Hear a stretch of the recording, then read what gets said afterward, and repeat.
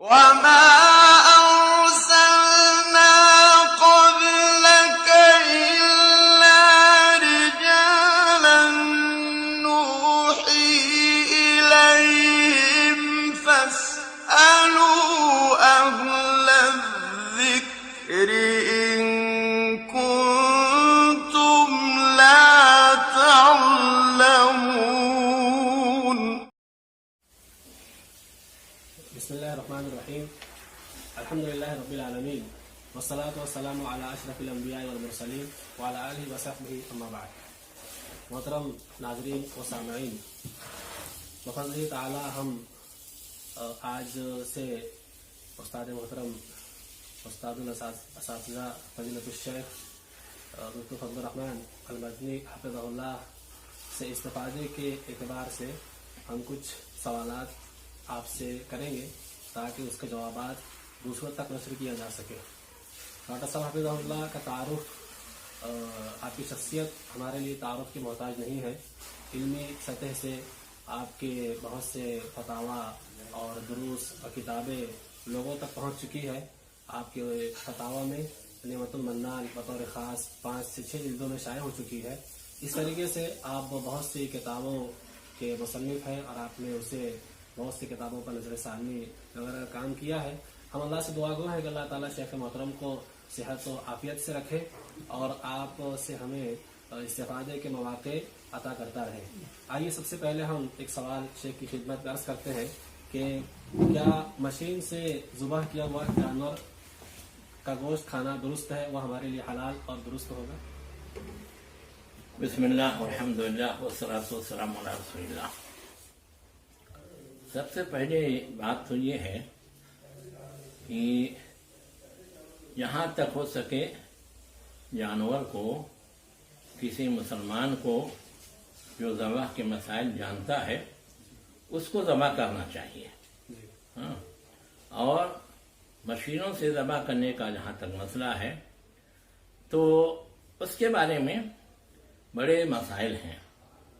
مثال کے طور پر آج کل یورپی دنیا میں یہ رائج ہے کہ 1000-2000 جو ہے مرغیوں کو ایک ننگے تار پر لٹکا دیا جاتا ہے اور پھر جو ہے کرنٹ جاری کر دیتے ہیں، سوئچ آف آن کر دیتے ہیں، جس کی وجہ سے یہ سب مرغیاں ایک ہی جھٹکے میں مر جاتی ہیں.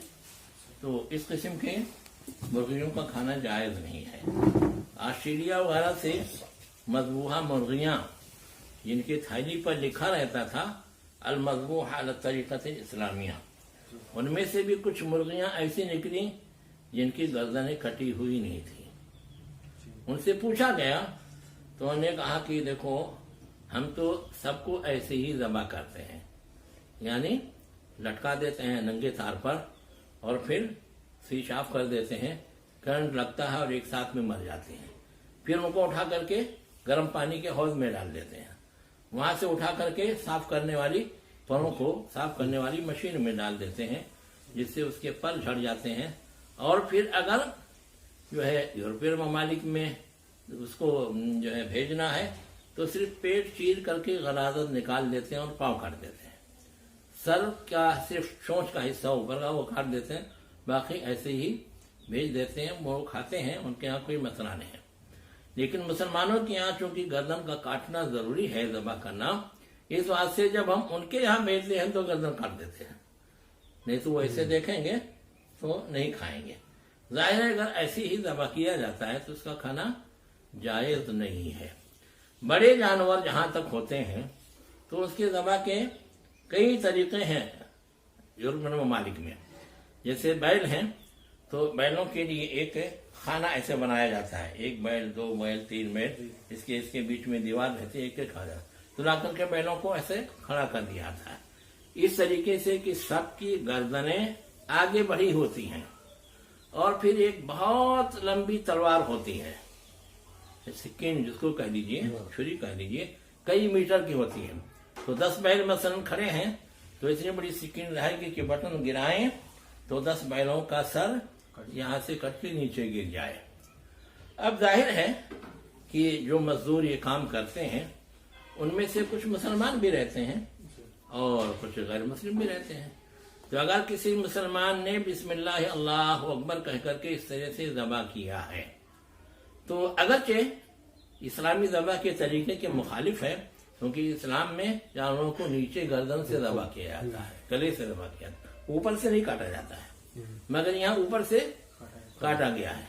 مگر چونکہ یہ تمام رگیں کٹ گئی ہیں جنہیں ذبح میں کاٹا جاتا ہے، اس واسطے علماء نے کراہت کے ساتھ اس کے کھانے کو جائز قرار دیا ہے. اور کچھ ذبح کا طریقہ یہ بھی ہے کہ بندوق سے جن جانوروں کو ذبح کرنا رہتا ہے ان کے ماتھے پر وہ بندوق رکھ کے گولی چلا دیتے ہیں اور فوراً گر جاتے ہیں. وہ تھوڑی دیر میں وہ تڑپتے ہیں، تو اگر مرنے سے پہلے ان کو ذبح کیا ہے تو کھا سکتے ہیں، لیکن مرنے سے پہلے نہیں ذبح کیا. 20 جانوروں کو مارا تھا، ایک کو ذبح کرتے کرتے وہاں پر پہنچے تھے جب تک آخر کے جانور مر گئے.